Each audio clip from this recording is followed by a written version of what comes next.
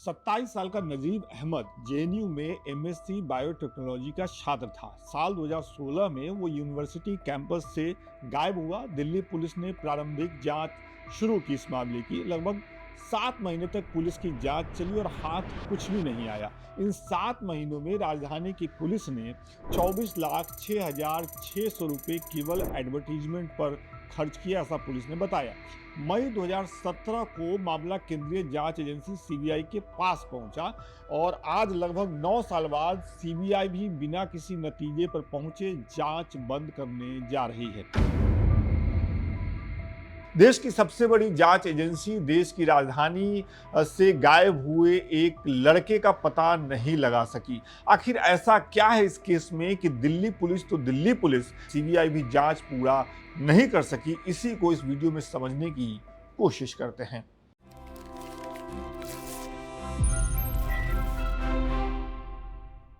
साल 2016 के अक्टूबर महीने की बात है। दिल्ली स्थित जवाहरलाल यूनिवर्सिटी के कैंपस में छात्र संघ चुनाव की धूम थी। काफी गहमागहमी थी। अखिल भारतीय विद्यार्थी परिषद यानी एबीवीपी के सदस्य हॉस्टल के कमरों में जाकर छात्रों से अपनी पार्टी के पक्ष में वोट देने की अपील कर रहे थे। इसी क्रम में एबीवीपी के सदस्यों ने 14 अक्टूबर की आधी रात को कमरा नंबर 106 पर दस्तक दी। इस कमरे में रह रहे थे नजीब अहमद, जो कि एमएससी बायोटेक्नोलॉजी पहले साल के छात्र थे। एबीवीपी सदस्यों और नजीब के बीच किसी बात को लेकर के झगड़ा हुआ। अगले दिन यानी 15 अक्टूबर को नजीब कैंपस से गायब हो गया।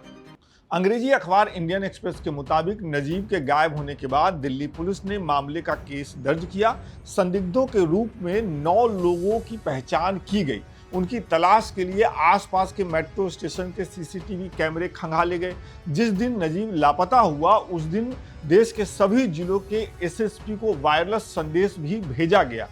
दिल्ली, आगरा, दिल्ली, बुलंदशहर, गाजियाबाद, मुरादाबाद, रामपुर सहित अलग अलग रास्तों पर 4 टीमें भेजी गईं।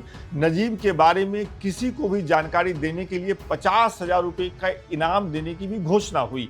19 और 20 दिसंबर 2016 को 500 से ज़्यादा पुलिस अधिकारियों ने जेएनयू कैंपस की तलाशी ली। एजुकेशनल ब्लॉक, हॉस्टल, पानी की टंकियां, सेप्टिक टैंक आदि सभी जगहों पर नजीब की तलाशी की गई, लेकिन ये सारी कोशिशें बेकार साबित हुई। नजीब का कोई अता पता नहीं चला। खबर तो ये भी आई कि गायब नजीब को खोजने के लिए दिल्ली पुलिस ने कुल जमा 24,06,600 रुपये सिर्फ एडवर्टीजमेंट पर खर्च कर दिए। एफआईआर दर्ज होने के करीब 25 दिनों के बाद ये मामला पहुंचा दिल्ली पुलिस के क्राइम ब्रांच के पास। इसी बीच एक खबर आई। खबर में ये कहा गया कि क्राइम ब्रांच को एक सीसीटीवी फुटेज मिला है। इस सीसीटीवी फुटेज से ये पता चल रहा है कि ऑटो रिक्शा लेकर के नजीब खुद ही, जिस दिन उसके गायब होने की बात कही जा रही, उस दिन वो कैंपस से गया है। और इसी सीसीटीवी फुटेज के आधार पर मीडिया चैनल ने खबर भी चलाई। इतने में पुलिस ने कुछ फोन जब्त किए और उनको फॉरेंसिक साइंस लेबोरेटरी में भेजा गया चंडीगढ़, जहां से पुलिस को 112 गीगाबाइट का डेटा मिला। लेकिन इस डेटा में पुलिस को ऐसा कुछ भी नहीं मिला जिससे जो गायब हुए नजीब उनका पता चल सके या जिन पर आरोप था उन पर शिकंजा कसा जा सके, ये पुलिस का कहना है। इधर नजीब की मां पुलिस की जांच से खुश नहीं थी। उन्हें ऐसा लग रहा था कि दिल्ली पुलिस उनके बेटे को खोजने के लिए सही दिशा में जांच पड़ताल नहीं कर रही। लिहाजा नजीब की मां फातिमा पहुंची दिल्ली हाई कोर्ट। 16 मई 2017 को हाई कोर्ट ने इस मामले को सीबीआई को सौंप दिया। 29 जून 2017 को सीबीआई ने नजीब अहमद के बारे में कोई भी जानकारी देने वालों को 10 लाख रुपए बतौर इनाम देने की घोषणा की। अपने जांच के दौरान सीबीआई ने जेएनयू के अधिकारियों, कर्मचारियों, दोस्तों समेत 26 लोगों से पूछताछ की। सीबीआई ने 12 शहरों के शव गृहों की भी जांच की। पूरे 1 साल तक रेलवे रिकॉर्ड की भी छानबीन हुई, लेकिन जांच किसी नतीजे पर नहीं पहुंच सकी। सीबीआई ने दिल्ली हाई कोर्ट में दिए अपने एक सबमिशन में दिल्ली पुलिस पर कुछ गंभीर आरोप लगाए। उन्होंने आरोप लगाया कि दिल्ली पुलिस ऑटो चालक से झूठा बयान दिलवा रही है। ये वही ऑटो चालक है जिसके बारे में पुलिस को कथित तौर से सीसीटीवी फुटेज से पता चला था। सीबीआई के मुताबिक दिल्ली पुलिस ने ऑटो वाले से ये कहवाया कि उसने नजीब को जेएनयू से पिक किया और जामिया मिलिया इस्लामिया यूनिवर्सिटी के कैंपस में ड्रॉप किया। ये बयान दिलवा करके दिल्ली पुलिस ये साबित करना चाह रही थी कि नजीब अपनी मर्जी से कैंपस छोड़कर गया था। इतना ही नहीं, दिल्ली पुलिस ने मेडिकल इतिहास का भी इस्तेमाल किया और ये दावा किया कि नजीब की मानसिक स्थिति ठीक नहीं थी, वो मानसिक तौर पे परेशान था। उसकी मेडिकल स्थिति के बारे में भी गलत दावा दिल्ली पुलिस ने किया, ऐसा सीबीआई ने कोर्ट में बताया। तब दिल्ली पुलिस की इसी झूठ पर कुछ मीडिया चैनलों ने खबर चलाई कि नजीब का संबंध आतंकी संगठन आईएसआईएस से हो गया है।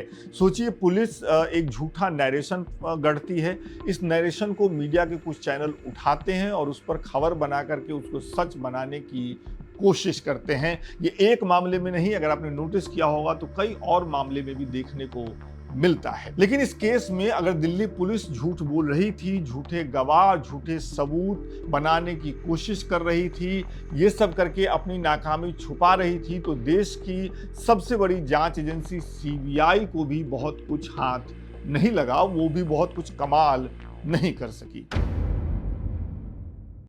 जांच शुरू करने के करीब एक साल बाद 11 मई 2018 को सीबीआई ने दिल्ली हाई कोर्ट को बताया कि उन्हें अभी तक नजीब अहमद के गायब होने के मामले में कोई पुख्ता सबूत नहीं मिला है कि नजीब अहमद कैसे गायब हुए। वो किसी पर ये आरोप मढ़ने की स्थिति में नहीं है, उनको किसी भी आपराधिक मामले के सबूत नहीं मिले हैं, ये सीबीआई ने कोर्ट में बताया।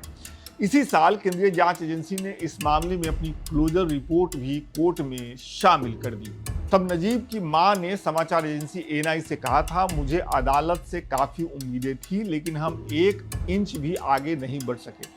सुरक्षा एजेंसियों ने अदालत को गुमराह किया है, अब हम सुप्रीम कोर्ट जाएंगे।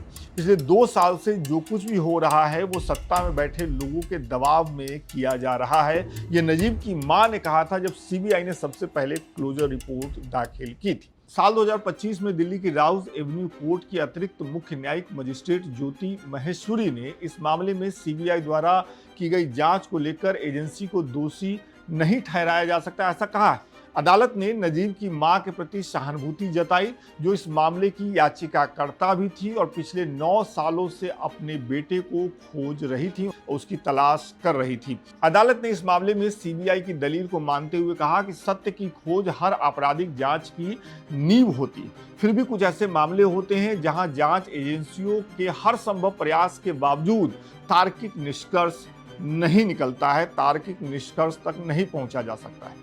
दिल्ली पुलिस इस मामले में जांच कर चुकी है, सीबीआई ने क्लोजर रिपोर्ट दाखिल कर दी है, कोर्ट ने भी कह दिया है कि किसी नतीजे पर नहीं पहुंचा जा सकता कुछ मामलों में। लेकिन इस मामले को लेकर के 9 साल पहले जो सवाल था कि नजीब कहां है, आज 9 साल बाद भी वही सवाल मुंह बाए खड़ा है और नजीब के चाहने वाले, उनके शुभचिंतक आज भी इसी सवाल को पूछ रहे हैं कि देश की राजधानी दिल्ली के एक सबसे प्रतिष्ठित यूनिवर्सिटी से एक लड़का गायब होता है और उसके बारे में न दिल्ली पुलिस कुछ बता पाती है, न सीबीआई कुछ बता पाती है। कोर्ट को ये कहना पड़ता है कि हम याचिकाकर्ता के साथ सहानुभूति रखते हैं, लेकिन कुछ मामले ऐसे होते हैं जिसमें लाख कोशिश करने के बाद भी नतीजे तक नहीं पहुंचा जा सकता। आप इस मामले में क्या कहते हैं? आपकी क्या राय है? नजीब के मामले में जो जांच हुई और जो हमने आपको बताया, जैसे जैसे जांच हुई, उसको लेकर के आपको क्या कहना है, क्या मानते हैं आप? कमेंट करके जरूर बताइए। विस्तार से के अगले अंक में एक नई स्टोरी के साथ फिर से मुलाकात होगी। बहुत बहुत शुक्रिया।